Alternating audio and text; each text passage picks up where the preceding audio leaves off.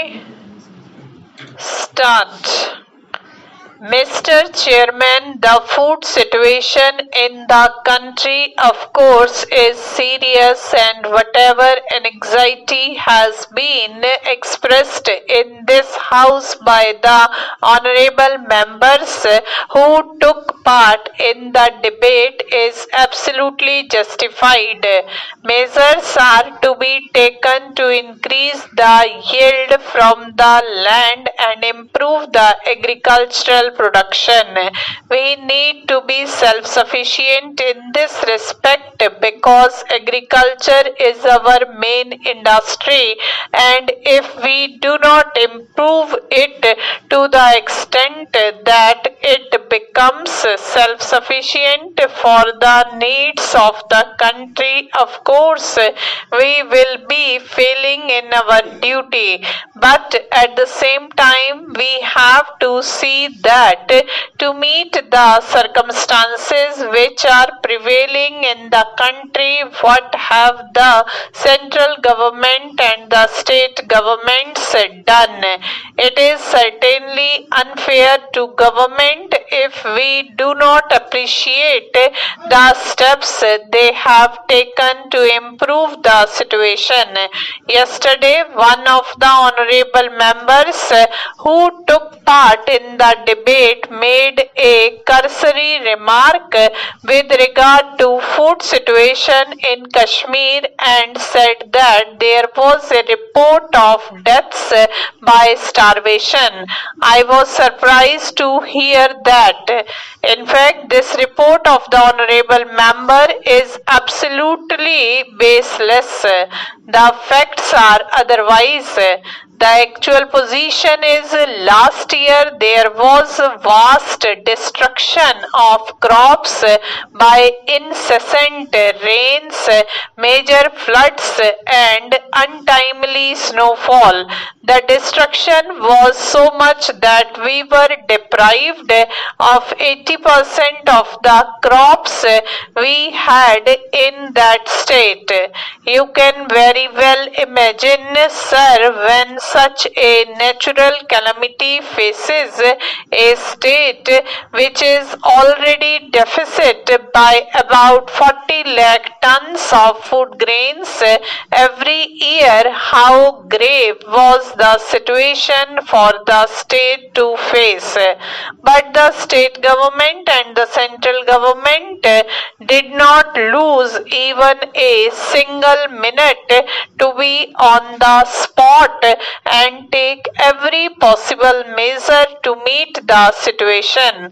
We are very much grateful to Panditji, who himself went to the state and flew over the affected area, and to the Prime Minister of the state of Jammu and Kashmir, who went to every corner of the affected area.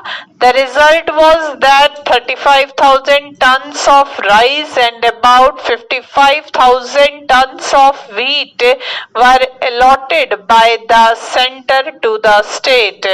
The state government took every measure to deal with the situation, and about 85% of the population was covered by rationing.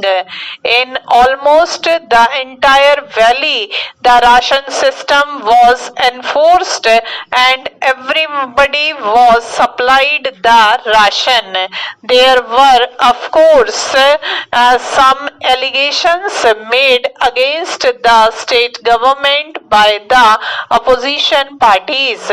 An inquiry was made and it was found that all these allegations were baseless and most of them were made on political grounds. The state did not fail to take any measure to meet the situation. It is absolutely baseless to say that any death took place in the state due to starvation.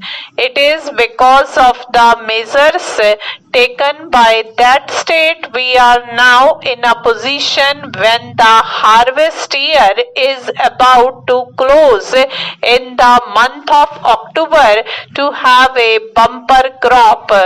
We will reduce the imports from the center this year substantially, but in spite of all this, we are to deal with the food situation with great care and caution. We need finances to improve the conditions, to improve agriculture and to develop the resources of that state. During the first 5-year plan, the state government had to spend about rupees 350 lakhs on the development of agriculture, and an equal amount of course has to be spent during the second 5-year plan period. With this expenditure, what we have achieved till now is that we have improved the irrigation system of that state, and we have been able to bring much of the wasteland under cultivation, and we have increased the yearly yield since 1953 by about 10 lakh tons. We were deficit by 40 lakh tons of food grains. We have been able to produce 10 lakh tons from our own lands. That means that we have succeeded in reducing the yearly deficit by 1/4.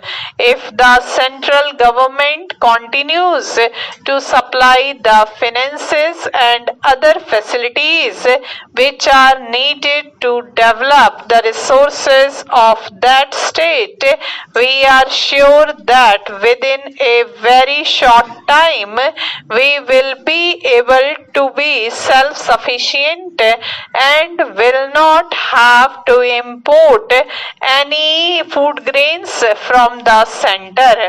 There is another difficulty that we have to face there. There are some parts of that state where transport is very difficult. We have to send the food grains there and grant subsidies and supply food at cheaper rates. That is also a great difficulty that we have to face.